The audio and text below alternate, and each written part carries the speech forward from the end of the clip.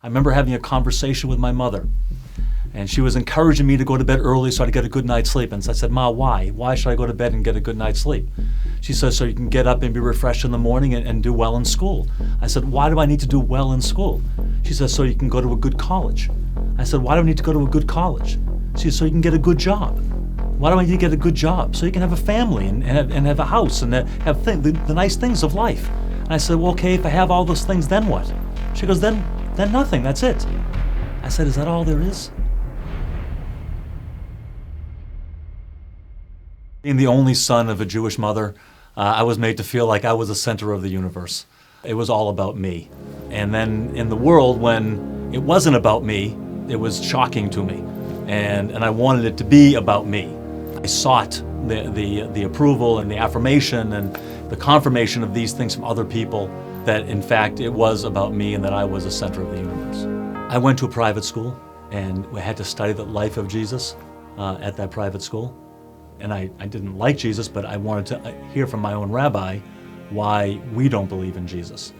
And he explained to me that he couldn't be the Messiah because when Messiah comes, he'll bring peace.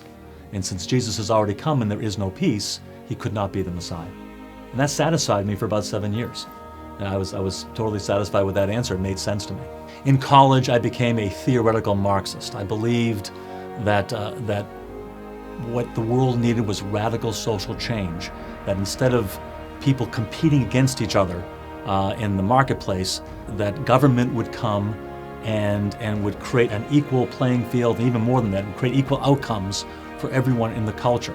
If we could get rid of the competitiveness and the adversarial relationship that I saw in the culture, and we could work towards cooperation, we could create a better world together. And I really wanted to make a better world. That was I saw this as a source of significance and purpose in my life, that I could help bring about a better world for mankind. The only problem with my convictions about social change and making a better world was the problem of the brokenness in people. My own personal brokenness, I saw that, my own selfishness, my own pride, my own lust, my own greed, all of those things in my life. And I saw that in other people. I saw it in the world around me.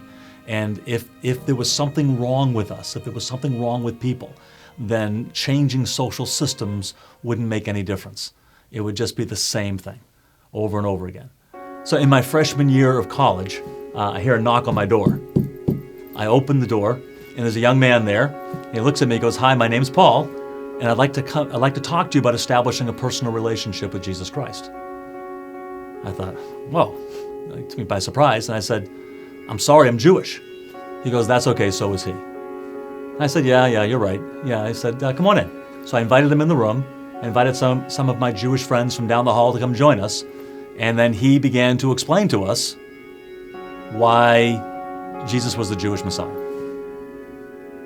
So the questions that I came to college with stayed with me, and I realized if there was no God, there was no hope. That led me on a quest, on a search. And in the process of that search, I came across the prophecy in the 53rd chapter of Isaiah. And I remember reading it and thinking to myself, what's Jesus doing in my Bible? I was surprised as I read it that this was from the prophet Isaiah, the Jewish prophet. And I said, what's Jesus doing in my Bible? And I began to think, why didn't the rabbi tell me about this? Why didn't he tell me that there was a picture of Messiah other than the Messiah bringing peace, but a Messiah that was going to suffer and die for us? After college, in order to make extra money, I worked nights and weekends for a kosher caterer in Boston. One night, April 30th, 1980, I was at Temple Sinai in Marblehead, Massachusetts. I was there for a donor dinner, serving a donor dinner. I was asked if I would pack up the truck so everybody else could go home and just I would be left. And I said, fine. So everybody else left. The ladies had their fundraiser inside the shul, and I was outside with a cup of coffee and a cigarette and just thinking about life. All of a sudden, inside the synagogue, the women started praying.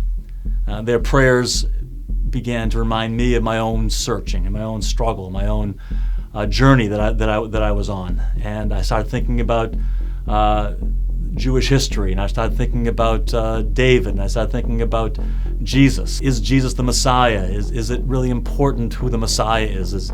Is Jesus the Son of God? Is he God? Did he ever say he was God? And couldn't he have just meant that he was close to God and intimate with God?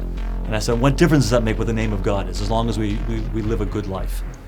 And as I'm thinking these things, I'm walking around the temple parking lot, and I get to the end of the parking lot, and I look up, and before me is a gathering of light, and the light forms a figure of a man, and the man is all in light, and he's in front of a cross, not on the cross, but in front of a cross, and it's all brightly illuminated in front of me, about 20 yards away from me, as big as life. And I looked up and I saw the figure, and I said, "Oh my God, it's Jesus Christ." And my hands are shaking, and I'm shaking my head on the way home. Did I really see this? Did I really see this? And it scared me so much, I decided to try to put it out of my mind. So I spent the next couple of weeks just partying and going out to bars and just trying to forget about what had happened. And I did this for a couple of weeks of getting drunk and trying to forget. I woke up one morning, I was living at home at the time, and I woke up in the morning and I was getting my orange juice in the kitchen, and my mother looks at me and says, "Rich, what are you running from?" So I came to realize that I wasn't the center of the universe, that God was, that it wasn't about me, it was about Him. And it was about me investing my life in His purposes that He had for me. And that gave me such a feeling of meaning and purpose in my life that it was beyond anything that I could have dreamt for. I never thought I'd get the answers. I never thought that those were the kinds of things that there were answers to. But now I realize that there's a God, and that He loves me, and that love sets me free to love and serve others, and love and serve Him. Today I'm married to my beautiful wife Michelle, who happens to be Italian. I thought it was more important to marry a girl that shared my faith in Jesus than it was to marry a Jewish girl. We have three wonderful boys, Joshua 27, Micah 26, and Zach 23.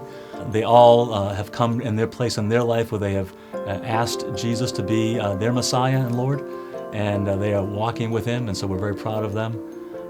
Presently I'm teaching as a professor in a graduate school in New York City, and really delight in being able to share my experience and my journey in my life with these young people in the context of a learning environment.